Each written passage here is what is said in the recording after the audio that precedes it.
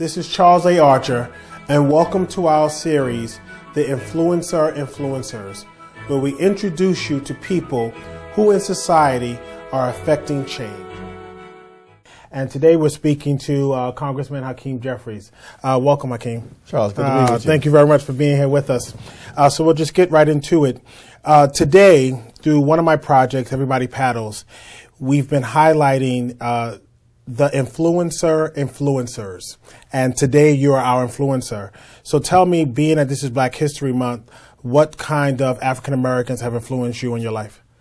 Well, it's an honor and a privilege to serve right now as a member of the United States Congress. And I would say that as someone who's got the opportunity to be a representative in the People's House, individuals like Adam Clayton Powell Jr., the legendary Harlem congressperson, was someone who I looked up to when I was in law school and transitioning into a possible career in public service, as well as Congresswoman Shirley Chisholm, who was unbought and unbossed, a phenomenal figure, a force of nature, represented many of the communities in Brooklyn, including Bedford-Stuyvesant, that I now have the opportunity to represent. Those were definitely two trailblazers who I continue to look up to and draw inspiration from. When you think about Brooklyn and you think about the diversity of Brooklyn, what is your take on the diversity that has become the new Brooklyn that we are today? Well, I'm honored to represent one of the most diverse congressional districts in the country. 33% of the people that I serve were born outside of the United States. Oh, wow.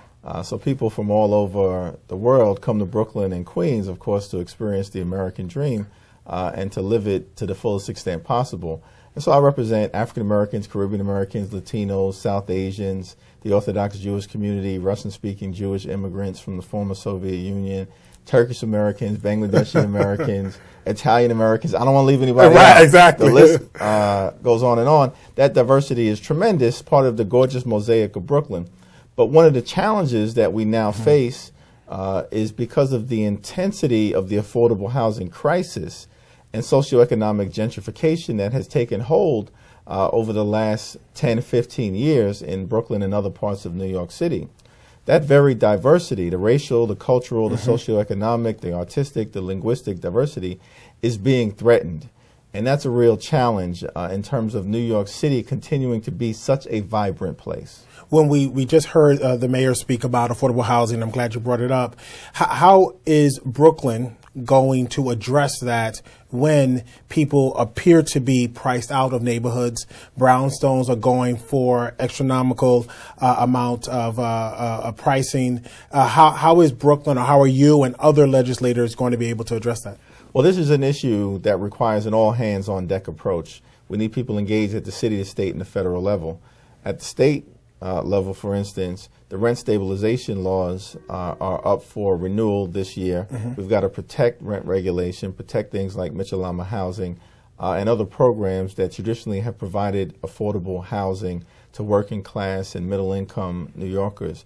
At the city level, I continue to support the mayor's effort to create or preserve approximately 200,000 units of affordable housing. It's an ambitious plan, but it's an absolutely necessary plan. At the federal level, currently working on legislation designed to strengthen the ability for policymakers to ensure that new projects that come online are at least 50% affordable, and that there's something called income averaging to make sure that the affordability spectrum is as broad as possible. So we can take care of low-income families, working families, and increasingly middle-income families who are finding it difficult to stay in Brooklyn or remain in New York City. When we think about what's happening in New York City, and I'm going to concentrate obviously only on Brooklyn, there are a lot of developers. We saw the Barclays come. We saw all of the other people come. How are we, or how are you and I and other like-minded individuals going to hold those developers to a different level of accountability, which says affordable housing is a priority? There are other things that they can do in order to not just come to Brooklyn and in so many ways benefit from the brand of Brooklyn, but equally give back. Well, it's a great question, Charles. And the change in administrations at City Hall is going to be a very important component here. Under prior two administrations for 20 years, under Mayor Giuliani and Mayor Bloomberg, what we had was an acceleration of luxury condominium development that took place. It was the steamroller running through neighborhoods like Fort Greene and Clinton Hill and Prospect Heights, parts of Harlem, and other parts of the city of New York, that was unleashed on these communities by the previous two administrations. And so there was not a great deal of leverage in negotiating affordable housing deals with these developers, because City Hall was all about promoting market rate housing. The changing dynamic with Mayor de Blasio in place, someone who understands the need for affordable housing, as opposed to simply handing over the keys to development to people who are determined to build luxury rate market condominiums that can sell for excessive prices and contribute to the gentrification socioeconomically that's taken place all throughout the city. That's a changing of the guard that's very important in terms of our capacity. I think we've already seen it with this administration negotiating better affordable housing deals, such as the one related to the Brooklyn waterfront and the old Domino's factory plant, than had previously been negotiated under the prior administration. Well, when I think about affordable housing, there's also employment, there's also other economic issues, there are other racial and other things. It behooves me not to talk about those things here with you. How do you give people hope, not just in your district, but in districts surrounding your district, that there are people thinking about them, as well as there's certain things that we want them to do as well? Well, people have to see change, and the opportunities that get created from different affordable housing projects. It's important to make sure that people in the community within which those affordable units are being built can actually benefit. Because at the end of the day, if you've got folks who are being pushed out by the intensifying prices, and even when an affordable housing project is created, those individuals don't get access to that project, is problematic. When I was in the state legislature around the Atlantic Yards development, I inserted a provision into one of the bills related to Atlantic Yards to make sure that people within community boards 2, 3, 6, and 8, which means Fort Greene, Clinton Hill, Bedford-Stuyvesant, and Crown Heights, as well as some of the other neighborhoods within those community boards, had access to at least 50% of the affordable units that were created. Good. Because we were of the view that if you had young people with limited income, but who may have come from affluent parents, eligible to apply for these affordable units from all parts of the city, taking up slots that could go to working families who've actually been living in the community, then essentially you're not doing any good. Right. And it's contributing to the loss of hope. And so, the 50% set-aside provision, I think, is important in the context of, giving people hope that we are thinking about those who are being pushed out and doing everything we can to keep them in the community. And I'll move on to another issue in 1 second, but when we think about Black Brooklyn, when we think about Black Harlem, when we think about Black Chicago and North Carolina, et cetera, in Congress, are you working with your colleagues on how the metropolis of, the cities that are really important to the African American community still maintain that level of authenticity? Yeah, well, that's very interesting because being a member of the Congressional Black Caucus, you see the diversity of where the African American and Caribbean American community are across the country. There are still centers of a lot of activity in and around the urban centers. Right. Chicago has got 3 African American representatives. In New York City, of course, we have 4. But increasingly, after the 1992 elections, there's a rise in African American elected officials from the Deep South. And so we've got an African American representative now from South Carolina, 2 from North Carolina, 1 from Louisiana, 1 from Mississippi, and 3, I believe, in Florida, as well as 2 in the Houston area and 2 in the Dallas area. And so in the South, the broader Deep South, and in the Southwest, there's a rising Congressional Black Caucus membership. And so urban issues will continue to remain at the forefront, but there's an increasing diversity in even the issues that the Congressional Black Caucus now confront, because I've got an entirely urban population. My colleague in South Carolina or Mississippi pretty much has a significantly rural population, along with some areas of the major cities from those parts of the South. In 1995, a colleague and I started a not-for-profit called Evelyn Douglas Center for Serving People in Need. And we work with the disabled population to help them live with dignity, respect, and independence. When we think about affordable housing, we typically think about able people and people who have the ability and means to do. Is there anything that you're considering or other offices are considering about ensuring that the disabled population, not just veterans or seniors, but intellectual and developmental disabled people are considered in those projects? Yeah, during my time in the state legislature, I've been consistently behind efforts to create supportive housing for people who are developmentally challenged, physical disability, mental disability, whatever the case may be, even in the context of perhaps having a substance abuse addiction that has been shaken, that illness dealt with, but having to deal with the impact of it moving forward. And that's something that we'll continue to work on. I think that the broadest possible spectrum of affordable housing, municipal workers, seniors, artists, people with disabilities, are going to have to factor in to the effort to keep New York City affordable and diverse. New York City has done a fantastic job, and thanks to the Office of Disabilities in Manhattan. We just celebrated the 25th anniversary of the American with Disabilities Act, and making sure that, for one, accessibility to the city. Over the last couple of years, there has been some development around yellow taxis that could fit wheelchairs and elevators. How do we get to the point where there's consistent ability to have the disabled population maneuver New York City, and what can we do to improve, with one example being the constant elevators that are not working in the city? Well, we've made tremendous progress in this area since the historic passage of the ADA, but there's still a long way to go. And one of the challenges, as you point out, is in the transportation infrastructure that currently exists in New York City, and the need to enhance it in a way to allow people with physical challenges to better be able to move around. Even in many subway stations, they're not ADA compliant. And there are stations that are on the list to become ADA compliant. The MTA, in my view, probably hasn't done the best job as to the physical changes. I get that it's costly, but there's been a lot of waste, in some instances fraud and abuse, during the duration of the last 25 years within the MTA, well exposed by city controllers and state controllers. Blowing resources that otherwise could be used for things like enhancing subway station ADA compliance. I think at the federal level, we've got to do a better job of continuing to press the MTA, which is the state authority, of improving its capacity. And then, of course, we got to deal with the taxi cab issue as well.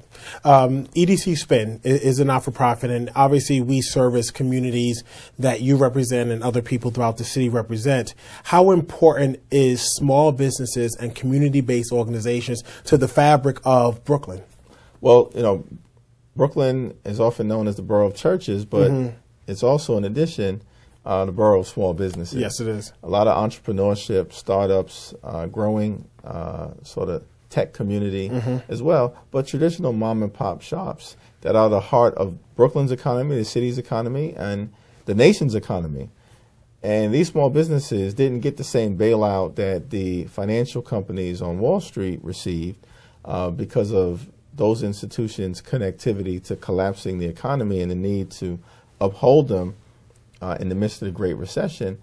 But many of us believe that we need to turn our attention to ensuring that the small businesses can be successful, many of whom went out of business or suffered greatly as well as a result of the economic collapse that took place. And it will continue to be an important part of Brooklyn's fabric, because Brooklyn is a borough of neighborhoods. And these neighborhoods, in many instances, are defined by different ethnic groups with different ethnic flavor brought to bear. And that ethnic flavor often manifests itself in the types of small businesses that exist on a given commercial corridor. In Brighton Beach, for instance, which is where I represent, South Asians and Bangladeshi individuals in Ozone Park, another neighborhood that I represent. Caribbean Canarsie, another neighborhood that I represent. It's the small businesses in these neighborhoods that give it a certain flavor and character, and we've got to continue to uphold them. When you think about the small businesses and you think about Brooklyn as a whole, in my third book, Everybody Paddles, A Leader's Blueprint to Create a Unified Team, we talk about the importance of everybody doing their part. What do you say to your constituents, my neighbors, who don't contribute to society in a way that would absolutely lift everybody up? Well, one of the things that became clear to many who study the civil rights movement is that it takes teamwork to make the dream work, right. and that Dr. King was important, but his partnership with the Southern Christian Leadership Conference was important, along with other leaders, John Lewis and the Student Nonviolent Coordinating Committee, Whitney Young and the Urban League, Roy Wilkins and the NAACP, and many, many others. And you know, we've made a lot of progress over the last 50 years. We're celebrating the 50th anniversary of the passage of the 1965 Voting Rights Act, but the continuum of things that occurred from the March on Washington to the 64 Civil Rights Act to the 65 Voting Rights Act took the efforts of a whole lot of folks. Many of them are names that are known to us. Many of those people are anonymous heroes who worked in order to bring to light some of the injustices that took place. And if we're going to continue to make progress, we're going to need a similar level of engagement from people all throughout the community. In ways large and in ways small, everyone can do their part. When I think about, and it just made me think of one good question about the African American Museum that was supposed to be, or we haven't heard anything recently, developed in Washington. Is that still going to happen? Are we still going to be able to see our history in one place? Yes, that's in progress. I drive by the site often when I'm in Washington, D.C., and the latest briefing that I've received in connection to its status suggests that it's on track to open within the next year. I hope that's the case, and the Congressional Black Caucus will continue to stand behind the effort and do what's necessary in order to make sure that it gets over the finish line. I've been referring to you as the people's politician. For lack of a better term, I think that you represent what a new wave of politician looks like and feels like and interacts with what you've been doing. What type of advice would you give to someone interested in politics? We just saw a lot of our friends just get elected into city council and other positions in Brooklyn and in New York. What type of advice would you give someone with some level of interest in politics? Well, I think identifying your passion from the standpoint of the issues that you want to work on, perhaps in some elected official capacity, but it's important to be able to show the community that you're genuinely interested in change and have some capacity to deliver it before being a candidate for office. Right. It doesn't mean that people shouldn't consider running for office at a young age. I first ran at the age of 29, but you should have some connectivity to the community that you hope to represent, and if at all possible, have some evidence that you can genuinely communicate to the people that you want to elect you and that you hope to represent, that if they put their faith in you, you'll have some capacity to work hard to make a difference in their lives. There was a lot of us who were extremely proud when you came into office, because not that we didn't think the person before you was effective. We just felt that we needed new representation. Is there going to be any level of kind of strategic planning, or what's the word I'm looking for? It's where you're planning for the next generation to come in. Are we going to see any of that within the African American legislative congressional arena? Yeah, no, well, that's a great question, and I think that the CBC is made up of at least 3 different generations. Right, exactly. We've got the legendary generation, as I call it: John Lewis, Charlie Rangel, John Conyers, Maxine Waters, who are all in their 70s and 80s and have done a great job and are still actively engaged. But they'll tell you themselves that they're in various stages of transition. Charlie Rangel, for instance, has said this is his last term. And I think that it will continue to be important for the CBC to help others along, get involved in public services at all levels of government, and to certainly facilitate the transition through the democratic process. In making sure that our communities can continue to be effectively represented. Now, at the end of the day, one thing I will say about the CBC I found is that whenever someone becomes part of the CBC, even if it's not a candidate that different CBC members in their part of the country may have supported, that it's a family where you get embraced, and they want to see you succeed because they understand that if you succeed, it helps the CBC, the House Democratic Caucus, and the country to succeed as well. It's a lot about representation. I know you're busy, so we'll get to probably maybe 2 or 3 more questions. When we think about representation, there are a lot of committee structures in New York City that don't look like the diversity. We can talk about the police department, but we've heard that there are some things that people are considered doing. I'm thinking more of on the level of not just philanthropic dollars, but also the MTA committees, also community boards. How do we get more representation in those places where decisions are being made, but they're also affecting people that are really not participating? Well, I think one of the great things in terms of what's happened with the renaissance of certain neighborhoods in Harlem and Brooklyn is that a lot of young professionals who at one point would have been expected to move out of the city as a sign of progress and move to the suburbs have remained within the city and helped to revitalize different inner city communities. I think the next stage and what has taken place is making sure that we get these young professionals involved at different levels of civic engagement, whether that's a community board, whether that's a precinct council, whether that's as an appointed representative at different levels of government. There are various organizations. I think the Council of Urban Professionals has done a good job of trying to match individuals, talented people who are willing to get civically engaged with opportunities, and we need to continue to do more of that. Is there any initiatives that we should be listening for or expecting to come out of your office? Well, during my first term in the House, I was appointed to a bipartisan task force on overcriminalization, 5 Democrats, 5 Republicans, looking at overcriminalization in America, particularly for many of us, the failed war on drugs and what that has meant in terms of channeling people from a pipeline that took them from the schoolhouse to the jailhouse with great adverse consequence for communities of color. And I'm actually optimistic, notwithstanding the fact that both sides of Congress right now are Republican controlled, that there's an emerging bipartisan consensus to deal with mass incarceration, the failed war on drugs, to start to try and channel people who may be substance abusers out of the prison system into drug treatment, to reduce mandatory minimums, to create more judicial discretion, to further roll back the distinction between powder and crack cocaine that has no pharmacological justification and was 100 to 1 at one point, is now 18 to 1, that we actually are in a position to get some things done in this area. And that there are a lot of voices in the Republican House, the Republican Congress, and amongst conservative activists on the outside, whether that's Newt Gingrich or the Heritage Foundation, who are now prepared to come to the table and work in a bipartisan way across ideological lines to significantly reform the criminal justice system. And I'm going to be spending a lot of time on that issue over the next term. You have been on, or you are on, a couple of really big committees.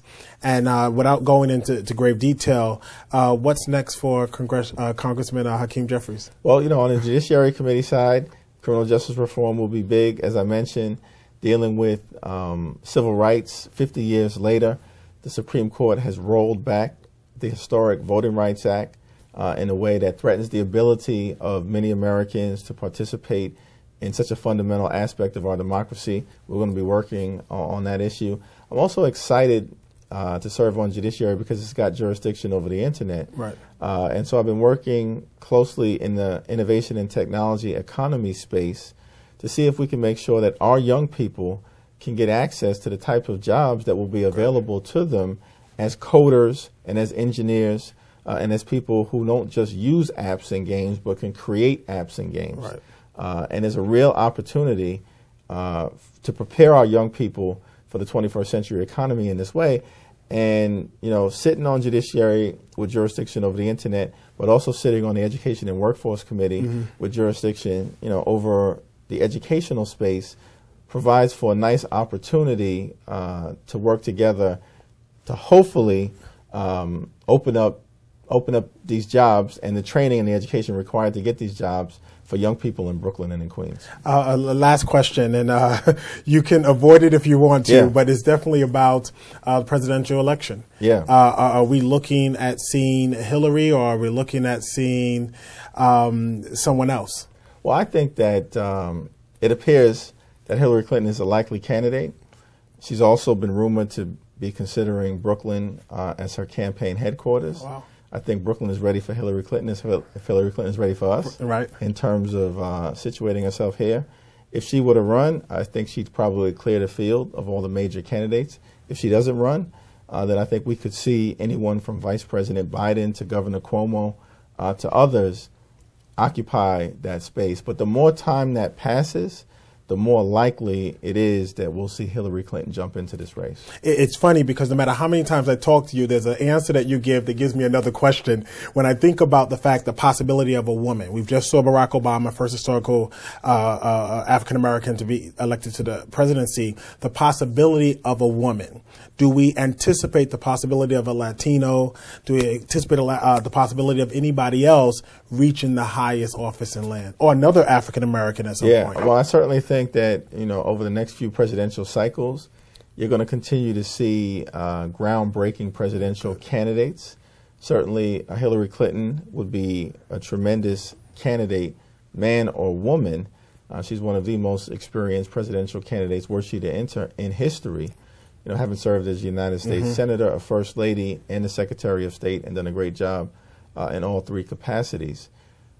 But we also, at some point, are likely to see a future African-American run, probably more likely to see a Latino run, either a Latino governor, former Latino senator, current Latino senator run for that office at some point on either the Democratic or the Republican side.